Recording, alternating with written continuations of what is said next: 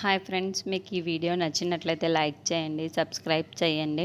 దీప road మీద నడుచుకుంటూ వస్తూ ఉంటుంది. ఇంతలో నరసింహ ముసుగు వేసుకొని దీప ముందుకు వస్తూ ఉంటాడు.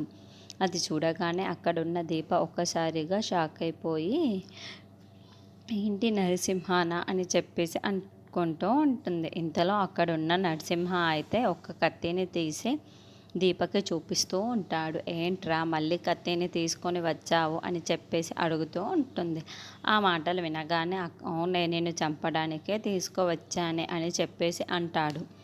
ఇంతలో అక్కడున్న దీప అయితే రే నరసింహ అని చెప్పేసి అంటూ ఉంటుంది.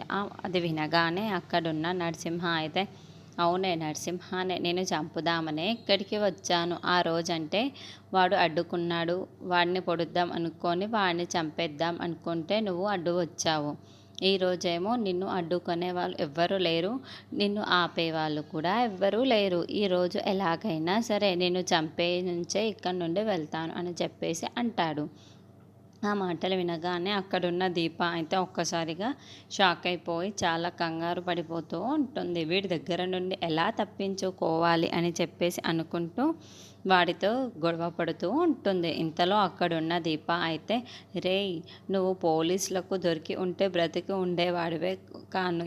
ఇప్పుడు చూడు, నా చేతుల్లో నేను ఎలాగైనా సరే నేను చంపేస్తాను అని చెప్పేసి అంటుంది. ఆ మాటలు వినగానే అక్కడున్న నరసింహ అయితే ఏంటే నువ్వు నన్ను చంపేది? ఈరోజు ఎలాగైనా సరే నేను నిన్ను చంపే జైలుకి వెళ్తాను, ఆ జైల్లో నిన్ను చంపి ఉంటాను, కానీ నిన్ను చంపకుండా అయితే ఆ జైలుకి వెళ్ళనే అని చెప్పేసి అంటూ ఉంటాడు.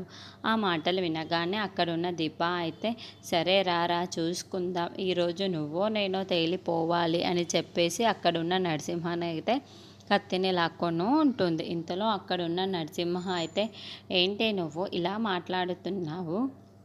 నీకెంత ధైర్యమే నాతో ఇలా మాట్లాడడానికి? అయినా నిన్ను ఈరోజు చంపకుండా ఇక్కడ నుండి కదిలేదే లేదు. ఈరోజు నువ్వెన్నో తేలిపోవాల్సిందే, రే చూసుకుందాం అని చెప్పేసి కత్తిని చూపిస్తూ ఉంటాడు.